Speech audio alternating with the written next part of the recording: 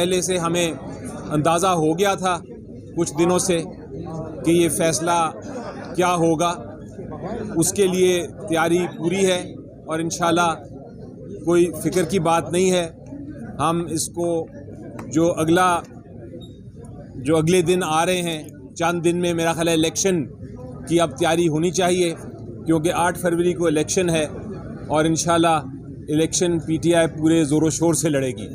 बेशक सिंबल हमसे फ़िलहाल के लिए ले लिया गया है, लेकिन इसका ये मतलब नहीं है कि पार्टी नहीं है। पार्टी अभी तक रजिस्टर्ड है और यही फ़ैसला अनाउंस किया गया है, उसमें पार्टी को नहीं छेड़ा गया, सिर्फ सिंबल की बात है, लेकिन इलेक्शन लड़ने से हमारे कैंडिडेट्स को नहीं रोका गया।